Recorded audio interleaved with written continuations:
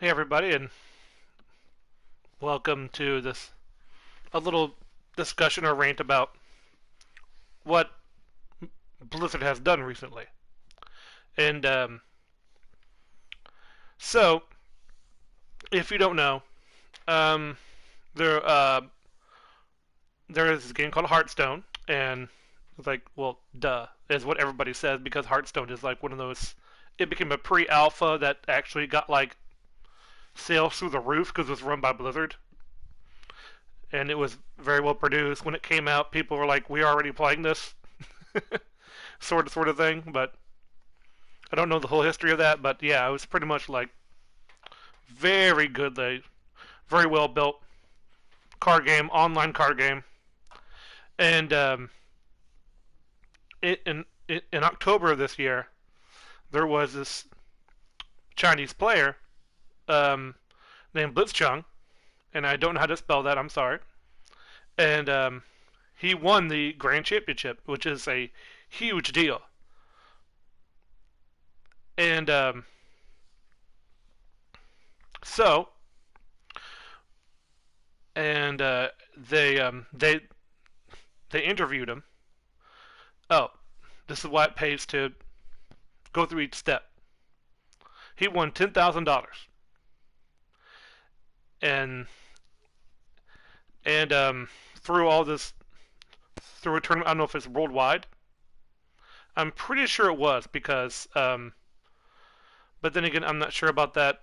The whole controversy is though that when he won, um, since he lives in China, um, during an interview, he put on a not really a protester mask, but sort of like a gas mask because the protesters in Hong Kong wear gas masks because they would throw tear gas and all kinds of and water hoses at protesters.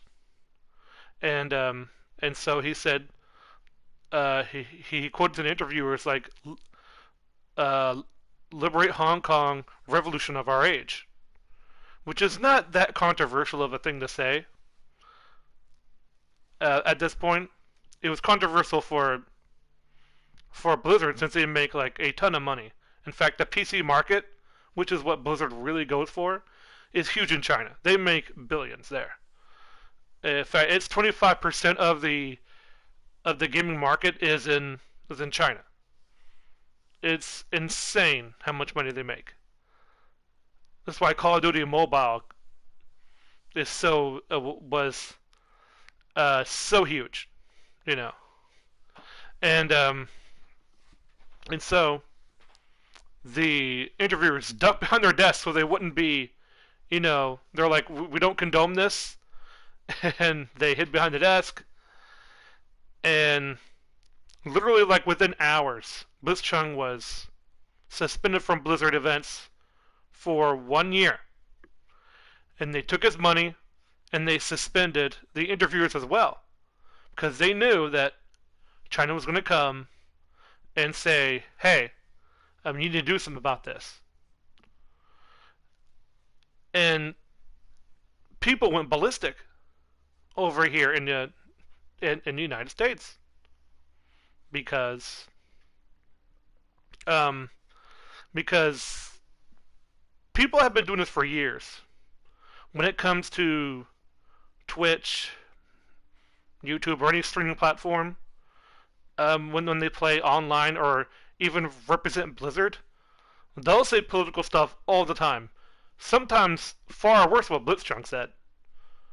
Like support this candidate.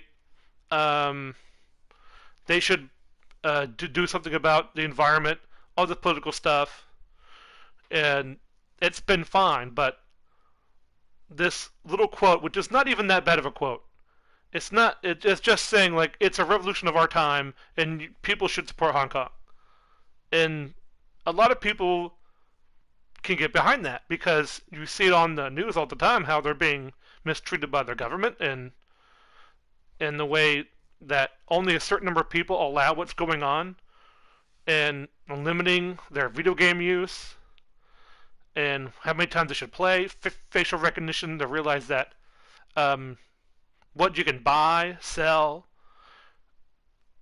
It's authoritarian, and people know this. It's been going on for decades before, but if you know anything about it, only hurts somebody until their money is in jeopardy. And when their money was in jeopardy, they instantly got down the banhammer or the gavel and said, "No, you're not doing that. We're not having this."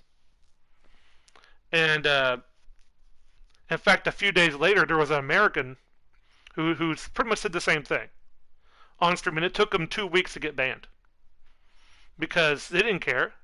You're Americans. It doesn't hurt our bottom dollar that much, and it's obvious that it hurt our bottom dollar if they didn't do this, but they did it in such a quick way that they didn't have time to respond or have or they didn't have time for trying to respond or anything like that. So the way I see it is that this is now a moral issue on where and how people make money in in the market when it comes to video games versus China and the United States, because it's not even close what the PC market is in Southeast Asia. It's not even close. And because believe it or not, America is mostly a console market. Not saying that there's not PC players over here, like there's a lot of them, but we are a sort of a console-based thing because thanks to Nintendo Entertainment System, we see a console as a gaming platform more than a PC. You know, and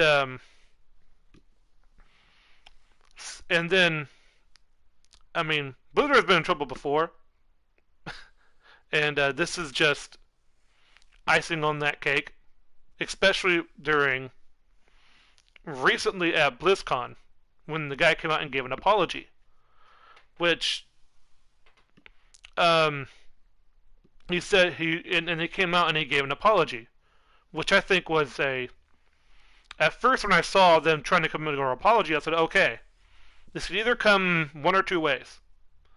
Either he messes it up and causes things to get worse, or he makes things better.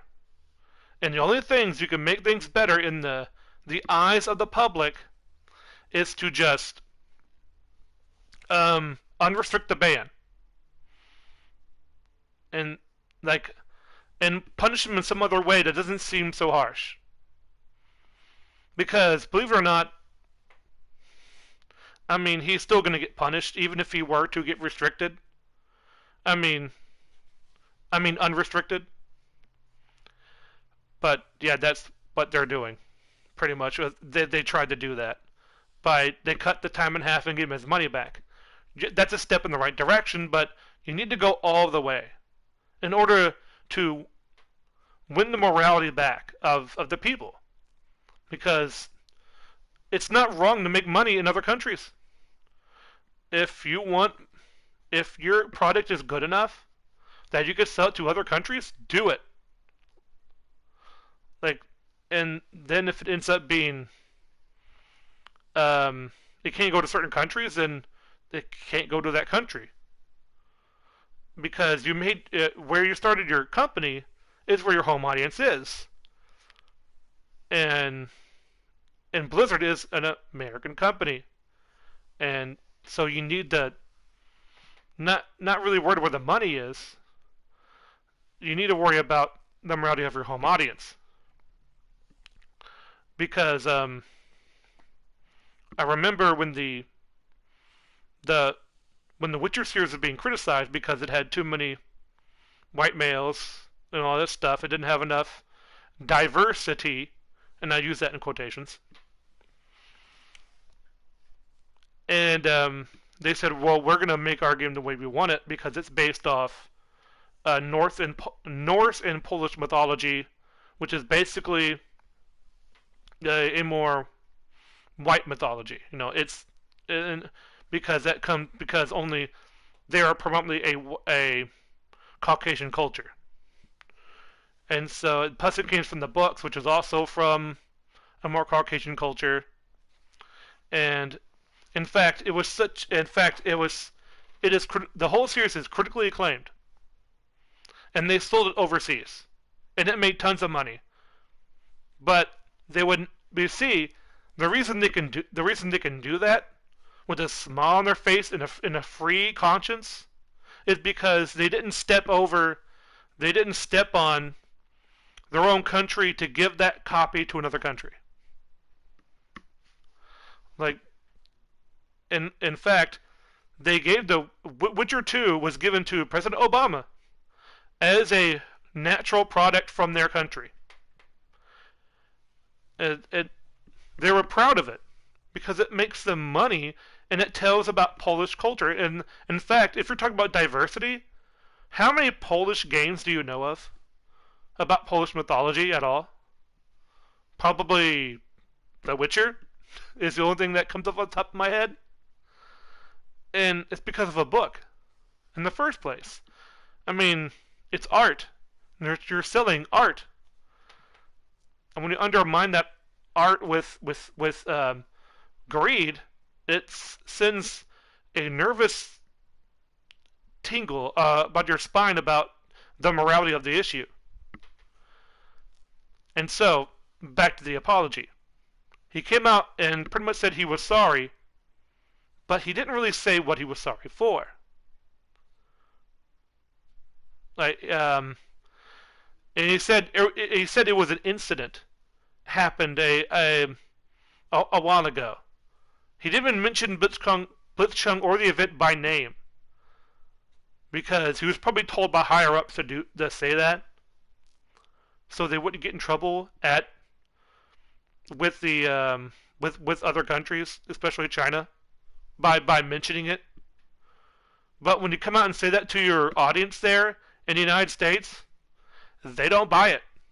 And believe it or not, other countries don't buy it either. China's okay with it, but there are people in other countries going like, "This is really bad." And yeah, the United States Blizzard audience thought so too. And the people even some people in the stands, because I think there was a filler audience there, because they showed this like woman in an elf costume, and she was looking around like, "What are people clapping at?" And it's like it's there in the video if you go watch the apology. It's insane. And in fact, and later on in the speech, he says the most ironic statement. It's a statement of like, actions speak louder than words. I'm like, who wrote your speech? Why would you say that? Especially when you're not taking action. I mean, sure, you reduce his ban for 6 months instead of you cut it in half. Whoop-de-doo. That's about equal as like EA cutting the time in half to get Darth Vader in Star Wars Battlefront 2.